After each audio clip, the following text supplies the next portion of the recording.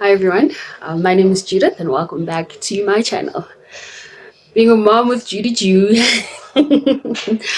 Alright, so today's topic, I just thought I should speak about how it's actually so easy to like lose yourself, sort of like have an identity crisis after becoming a mom. Yeah, it's very interesting. So one of the things obviously you expect is just to be around your baby, right? And not have time for anyone and yourself. So your all your energy, all your focus, everything, your strength, it just goes to this beautiful, beautiful baby. Like, so you love this child and it just goes there. And especially if you're first time mom, that's the only thing like you think about. Your children are the only thing you think about. And so I found myself in a situation where I was like, I don't want to be around anybody. I just being around people. It's an effort. Like it's just such an effort, and I think it's after just being with my baby for so long because I didn't go out for 3 months. I think okay. Obviously, I did do like the checkups with the pediatrician and with my doctor to see that I'm okay with my my healing progress and all of that and the baby's checkup.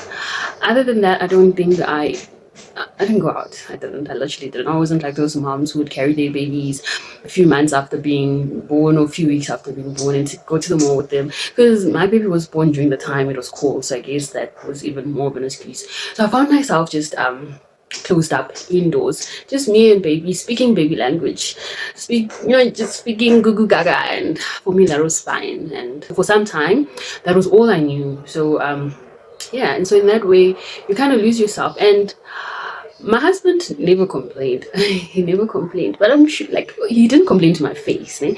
But I feel like in my heart of hearts, he must have thought it. Because, like, you're so focused on the baby, you don't really have time for yourself. Like, even self care. I don't even remember when was the last time I did my hair, put makeup on, and stuff like that.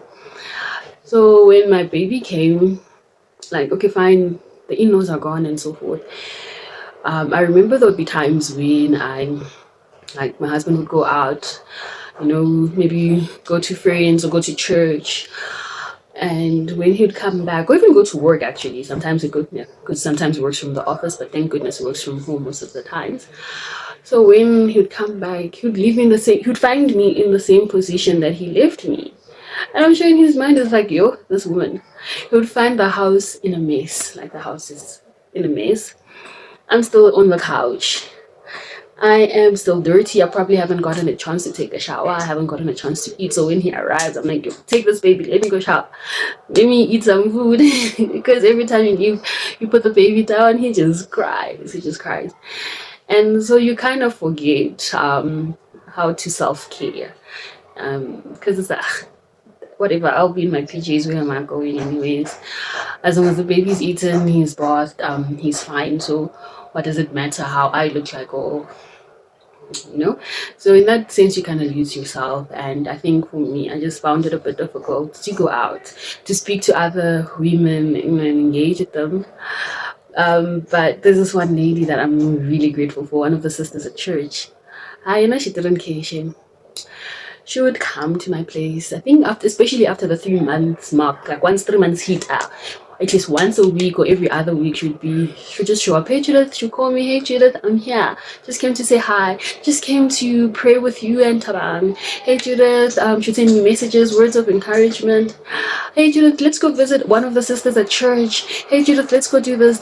So that kind of pushed me, and I remember speaking to her about it. I'm like, so we came from visiting one of the sisters from church. And on our way back, I just I think I said thank you.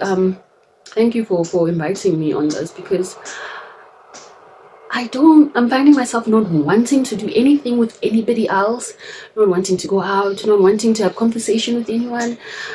I just, I'm finding myself just wanting to be me and my baby. So I've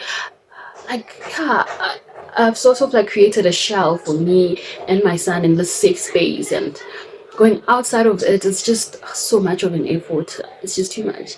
And so I just appreciated that she showed up and reminded me, no, you have a social life after this. So we still meet up every now and again, and from there I intentionally, like, try to find ways to do things for myself. That's one of the reasons I also got help.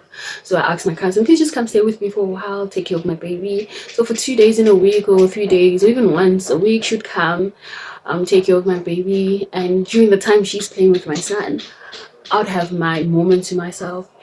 Either I'm reading my Bible, either I'm just laying on the bed because I struggled with sleeping. I only slept during the day when my body was shutting down.